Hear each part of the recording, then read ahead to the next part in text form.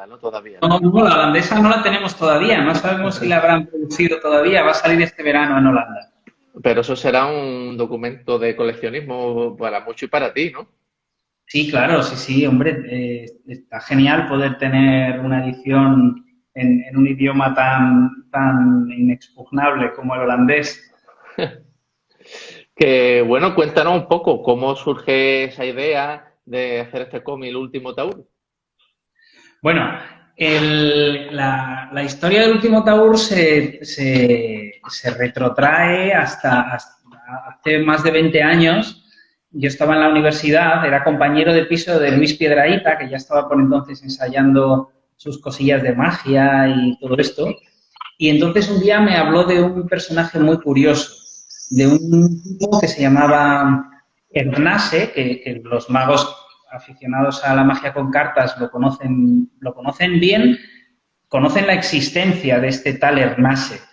Ernase fue un tipo que publicó un libro donde explicaba todos los trucos que podía hacer un taur, un tramposo, en la mesa de cartas para desplumar a los incautos. Claro, él reveló todos los secretos de los taúres, que eran personas bastante peligrosas en el oeste americano de aquella época.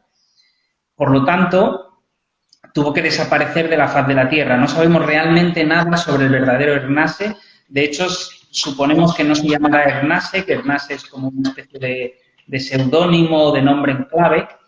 Y este libro que publicó Ernase en 1902, que se llama El experto en la mesa de juego, es un libro que existe, que está editado, que se puede encontrar por ahí, y es lo único que nos queda de él. Entonces, a mí me pareció un personaje increíblemente interesante, porque desvela los trucos, pero a la vez eso le supone tener que desaparecer. Es como un timador que quiere poner en orden su vida, pero a la vez no quiere que todos los trucos que él sabe pues se pierdan cuando él muera, entonces los publica. No puede ser famoso porque eso le pondría en peligro, pero a la vez todos sus conocimientos acaban siendo absolutamente influyentes en la historia de la magia del siglo XX, porque es un libro que, como libro de trampas con cartas, se vendió lo justo, no fue un bestseller, pero después los magos encontraron en ese libro las claves para desarrollar la magia con cartas del siglo XX. Por lo tanto, es un personaje súper misterioso y crucial en la historia de un arte tan bonito como es el arte de la magia. Cuando Luis me contó que este personaje existía y que era un enigma y un misterio, yo quise hacer una especie de guión de cine, porque yo estábamos estudiando cine en aquel momento, estudiando comunicación audiovisual, y yo escribí un guión de largometraje con esta historia, que lo hice por amor al arte, no pensaba nunca que se llegase a producir ni nada. Pero cuando empecé a ver que había muchas películas hacia 2007, 2008, películas que se basaban en cómics, me apeteció hacer el camino contrario y coger mi historia que era como para una película y convertirla en guión de cómic. Y a partir de Y, ahí, pues vino un largo proceso de hacerte con el lenguaje del cómic, de entender las diferencias que hay entre un cómic y un guión de cómic y un guión de película que son distintos. Y luego, pues encontrar a un dibujante, tuve la suerte de conocer a Juan de y, bueno, pues ahí ya enlaza con lo que él te ha contado. y Rodrigo, si a ti te hubiera pasado un poco como al personaje que te inspira, que te inspiró esta historia, de tú haber escrito este cómic, que se publicara ese cómic, pero por circunstancias varias, no poder dar la cara y salir corriendo, ¿lo hubieras hecho o no? Hombre, claro, a mí lo que me gusta del cómic bueno, me gusta mucho la experiencia de haberlo escrito, de haber coincidido con un dibujante que lo ha plasmado tan bien, y ese proceso es fantástico, es un proyecto maravilloso. Y luego, el hecho de que una editorial pues se enamore del proyecto tanto, como en este caso Dolmen, que hay a veces editoriales pues que parece que no ponen interés en lo que editan, ¿no? Y no es el caso de Sí. Dolmen, ¿no? Que en este No, no, caso, no. pues, se han volcado han entendido muy bien, por ejemplo, que el cómic, aparte de la historia, de lo que es la pintura de este último Taur, pues hace falta, porque el espectador, cuando termina, le gustaría saber cuánto hay de verdad y cuánto hay de ficción en todo lo que es la leyenda, porque es una leyenda.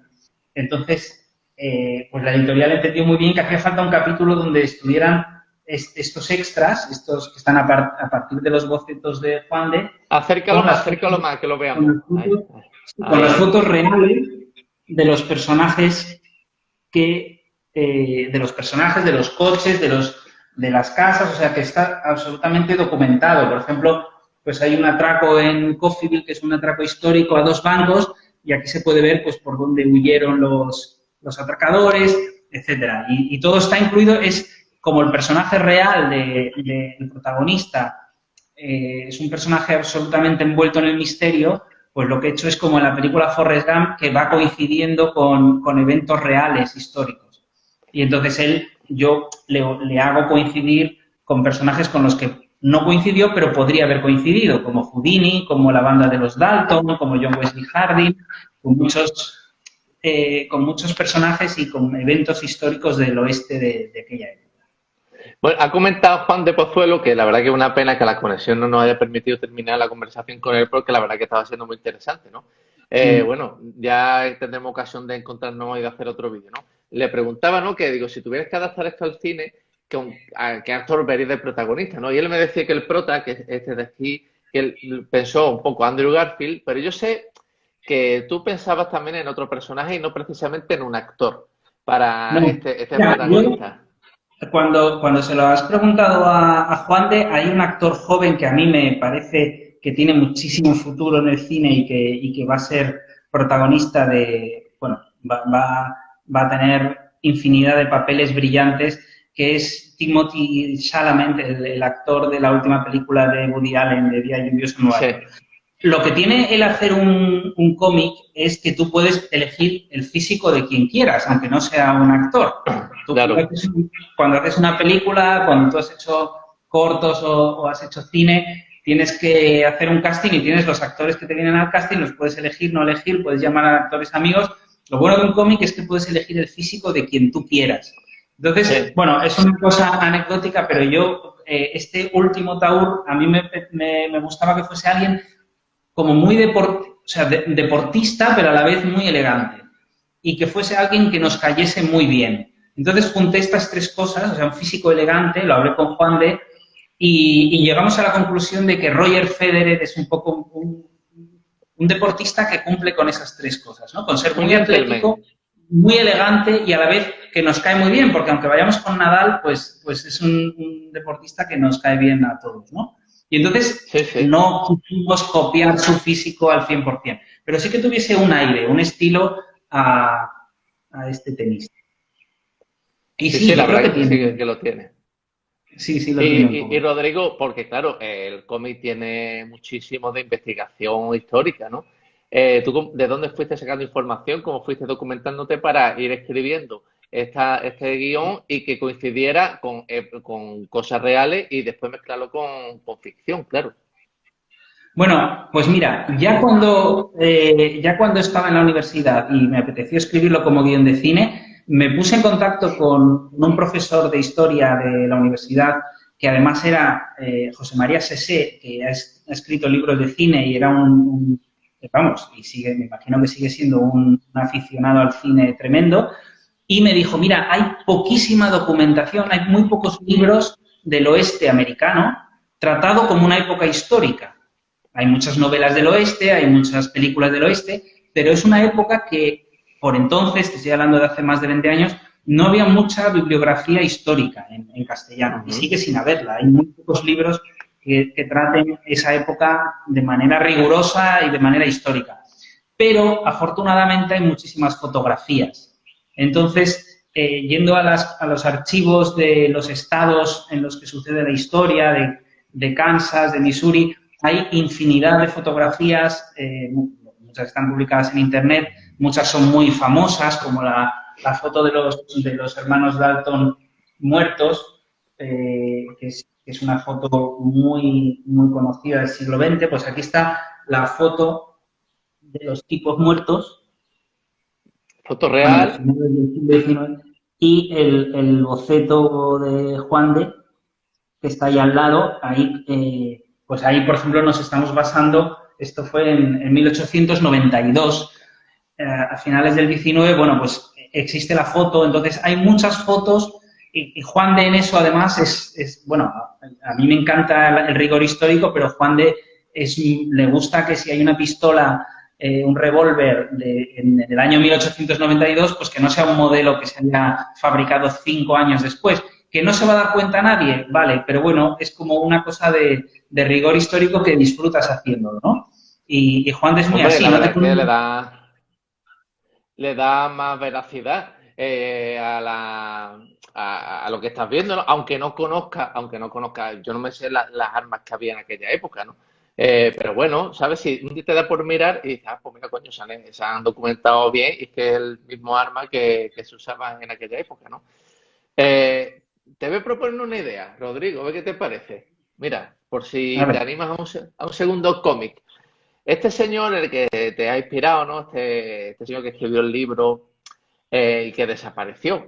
Y más o menos, aproximadamente, como coincide, bueno, unos cuantos años más, ¿no? Pero más o menos, con Jack el Destripador, que también desapareció, ¿te imaginas que fuera el mismo? Hacer un segundo cómic de este señor que es Jack el Destripador, ¿eh? ¿Qué te hombre, parece? hombre, lo que pasa es que Jack el Destripador ya es un personaje que está tan perfectamente tratado, desarrollado e investigado en el cómic de Alan Moore, en From Hell, que yo creo que ya se convierte en un intocable, es un tema intocable.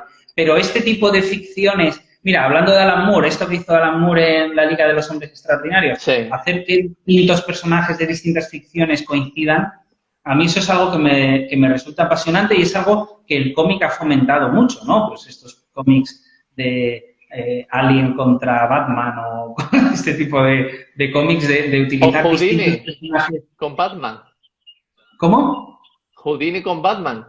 Houdini con Batman, por ejemplo, sí, hay un cómic por ahí. Entonces, esto es fascinante. A mí me gusta mucho esto del lenguaje del cómic, que utiliza a los personajes como si fuesen una mitología, ¿no? Y que como en la mitología se pueden enfrentar unos a otros aunque provengan de relatos diferentes. Y esto de unir a Houdini o al último Taur con Jack el Destripador, todo este tipo de conexiones a mí me fascinan. Yo es que he hecho muchas en el último Taur. En el último Taur he obligado a coincidir en un viaje de tren a Ernase, que es el mago más importante y más influyente de la historia en magia con cartas, con Houdini, que es el mago más importante del siglo XX, y con el padre de Dai Vernon, que es el mago quizá más importante del siglo XX después de Houdini y el que más ha influido en el ilusionismo con cartas moderno. Y a mí me encanta que estos tres personajes coincidan en un vagón de tren por ¿Y va a ser prácticamente Keaton? casualidad. ¿Va a ser ¿Perdón? Keaton? ¿Va a ser Keaton? ¿Has visto Buster un Keaton, bueno, cameo? pero es que esta es una conexión real, porque Buster Keaton y Harry Houdini se conocieron, Houdini conoció a los padres de Buster Keaton y llegaron a actuar juntos. Hay carteles de circo y de actuaciones en los que aparecen, y te voy a enseñar alguno, y entonces...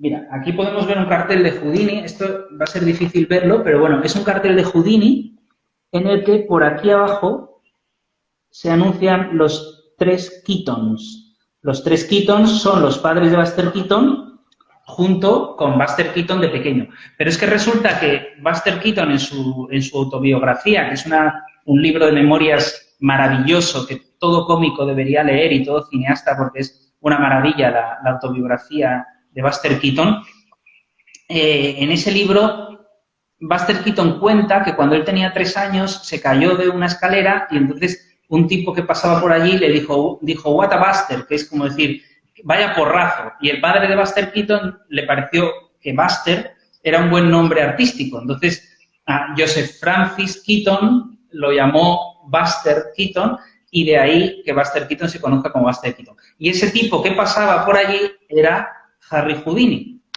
que vio al niño caerse y dijo esto. De manera que la conexión entre Buster Keaton y Harry Houdini es real.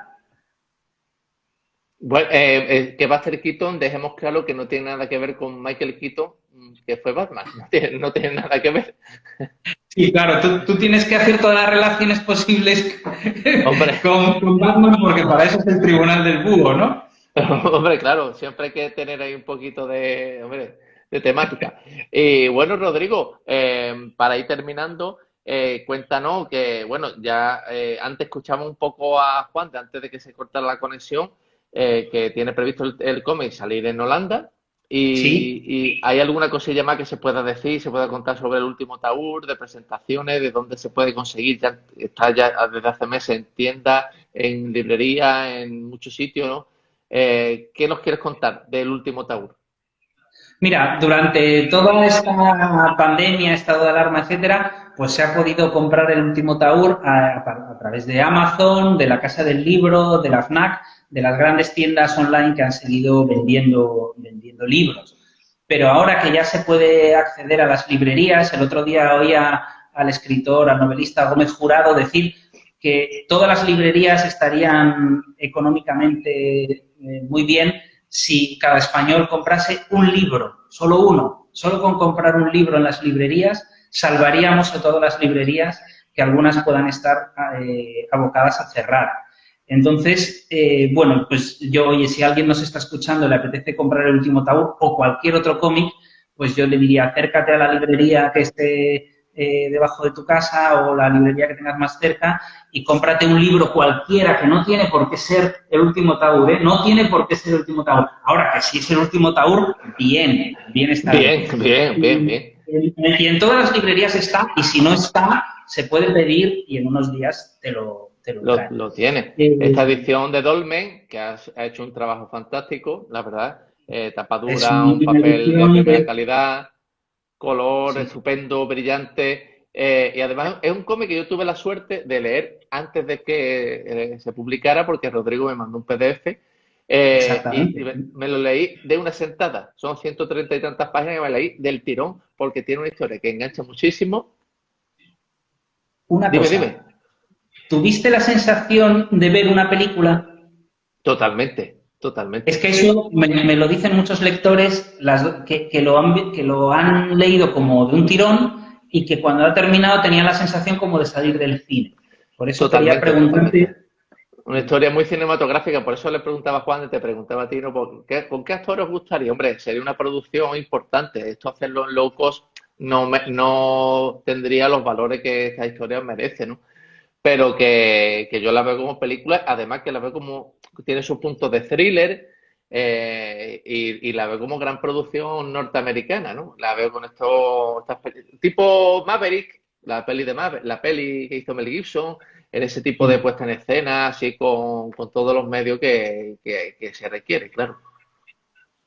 Hombre, yo te lo agradezco. Lo que pasa es que muchas veces este comentario que tú lo haces de forma elogiosa también puede interpretarse como que el cómic es un arte menor que no llega a su máximo esplendor hasta que no se convierte en película, ¿no? Y a mí me encanta que El último Taur sea un cómic que esté dibujado por Juan de Pozuelo y que pueda publicarse en muchos sitios y yo no siento la necesidad de que se convierta en película. Es decir, que igual que creo que una buena novela no necesito que llegue a convertirse en película, ¿no? Pues me encanta que siga siendo una Sí, novela. sí, sí. Pues a mí me pasa eso, que hay muchos cómics. Yo, por ejemplo, no he hecho en falta ver la película de Mouse, del cómic Mouse, o no he hecho en falta ver, no, porque me gusta que sea un cómic Mouse, ¿no? Y verlo Sí, no, como... yo te lo pregunto porque tú sabes cuál es mi pasión por el cine Hombre, y claro, yo claro. todo lo que pase por la gran pantalla, siempre, bueno, todo no, pero muchas cosas, ¿no? La gran mayoría de lo que pasa por la gran pantalla siempre tengo curiosidad. Y más en esta historia que la veo tan cinematográfica, ¿no? Que yo la iba leyendo y ya iba imaginando, pues mira, yo esto lo vería así o tal, o lo rodaría así, y aquí yo pondría tal personaje, a tal actor, ¿no? Que yo creo que eso un poco ineludiblemente, ¿no? Está en la cabeza sobre todo de los cinéfilos, Claro. que lo van viendo. Pero bueno, que si a ti te llegara una ofertilla para comprarte los derechos del cómic de una peli, no diría que no, ¿no?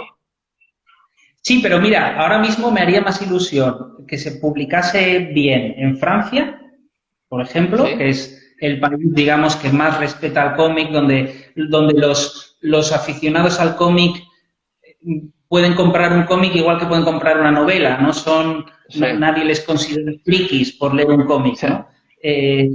pues yo casi, si me dices, ¿qué prefieres? ¿Que se publique en Francia, una publicación así, una edición chula Como Dios manda. como esta, o que se vendan los derechos para que se haga una película?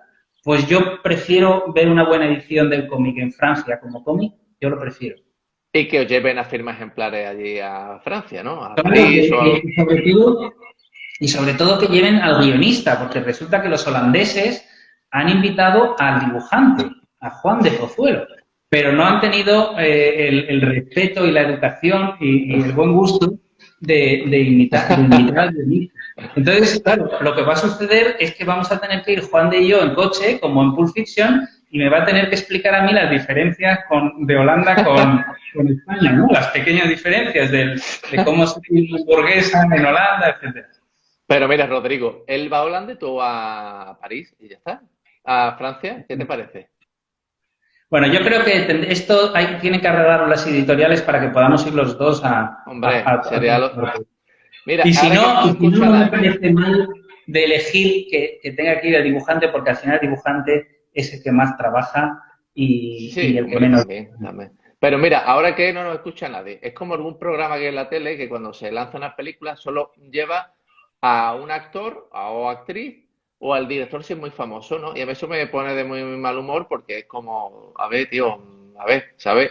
Tienes que llevar a quien tiene que llevar, el director lo tiene que llevar, esto es así. No te digo que vaya a llevar a todo el mundo porque no caben en un plató, pero hombre, al Claro, director de la película, pero ahí está el caso al revés. O sea, el actor que tiene, digamos, mucho caché es el que se puede permitir en su contrato no hacer promoción.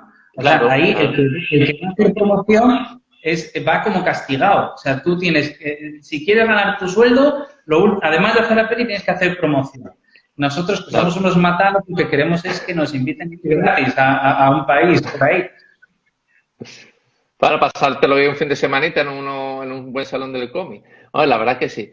Bueno, Rodrigo, yo te invito otro día que tengamos mejor conexión. Yo es que mira cómo estoy con el móvil en la mano aquí que es un poco complicado. Pero un día que tengamos conexión, estoy ya mirando, dentro de un tiempecillo no muy lejano, haré esto mismo desde YouTube porque ya sé cómo puedo meter a más de una persona en una conversación y sí que me gustaría que estuvieras tú al mismo tiempo que Juan de, y con una conexión estupenda, que no se nos vayan toda la tarde.